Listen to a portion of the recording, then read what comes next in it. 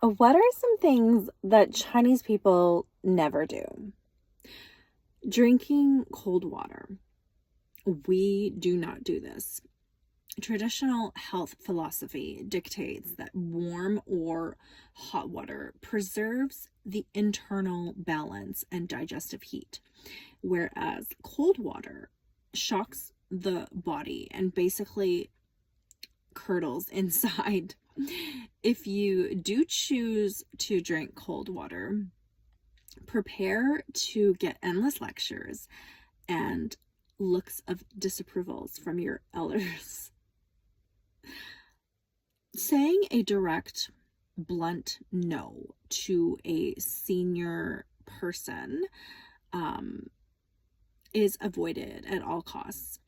Rejection is almost always phrased softly through indirect expressions like, we will see, or it might be inconvenient, in order to save face for both parties.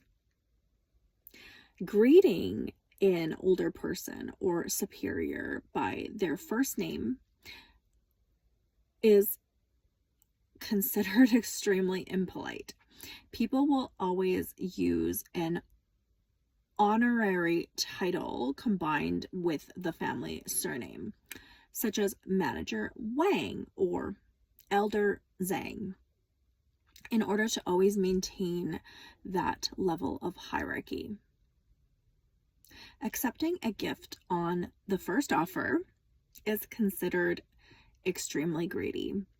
Standard politeness dictates declining a gift 2 or 3 times before finally receiving it with both hands to demonstrate your humility. Maybe that's why we fight over the check at the end of a meal so hard. Opening a gift right in front of the person who gave it to you is considered extremely rude. Etiquette requires setting the wrapped present aside to open in private so as not to show disappointment or place value on the material cost. When you are writing or signing important documents with anything other than black or dark blue, we need to avoid this. Using bright colors like red or green for official paperwork signals disrespect or a complete lack of awareness and seriousness. And yes, regular lighter blue ink is also not acceptable. Placing an umbrella open inside a house to dry it out is believed to attract lingering spirits. Umbrellas are associated with protection from the elements, and opening them indoors invites unwanted energy into a living space.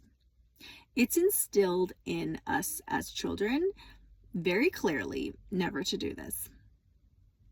Leaving the table before the eldest or most senior person has finished eating and given permission is bad manners. Meals are shared collective experiences. They're very important to our culture, and the timing of the entire feast revolves around the head of the table.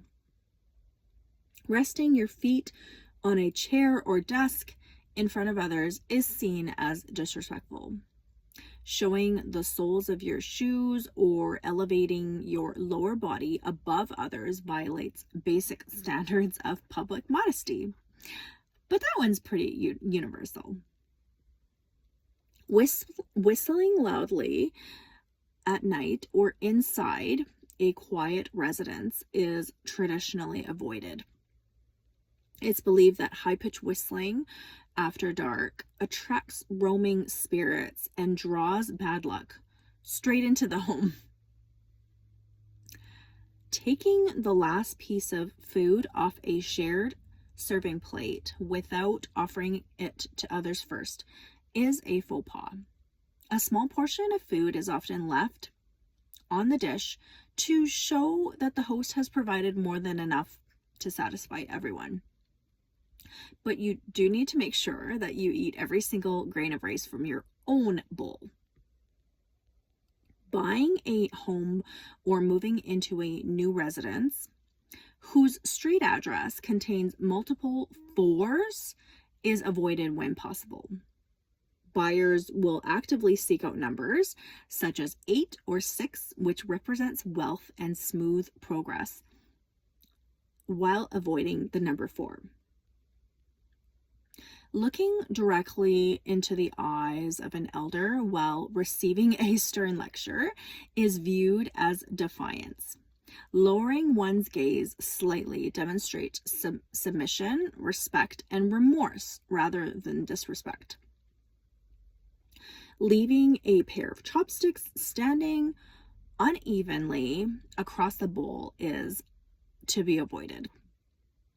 Mismatched or unevenly placed chopsticks evoke the imagery of traditional wooden coffins used in burials.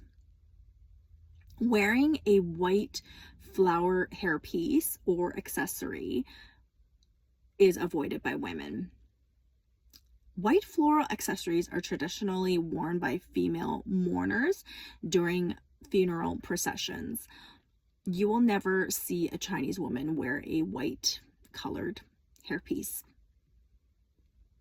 Using your feet to push open a door or move an object on the floor is bad form. Foot contact implies an object or room is beneath your dignity, which is seen as coarse and unrefined behavior. Refusing a tea offer is completely not something that you can do when visiting someone's home. It's a breach of host guest protocol. You just can't do that.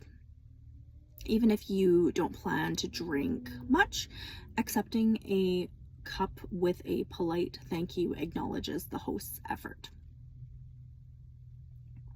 Allowing a guest's teacup or water glass to sit completely empty during a visit is poor hosting. Hosts actively monitor and refill glasses continuously to ensure that guests feel valued and cared for. Starting a construction project or major renovation without choosing a well thought out date is avoided. Families consult traditional calendars to find a favorable date that ensures safety and good fortune during building. Leaving the main entrance of a home unlit at night is avoided by families. A well-lit entrance invites warm energy and safety, while a dark entry symbolizes neglect and financial decline. You will never see a dining table completely clear of food while hosts are ongoing entertaining guests. Hosts will continuously provide light snacks, fruits, or tea throughout the social visit. And finally, the greatest sin of all, you never leave your hair wet after a shower or bath, and especially never go to sleep with your hair wet.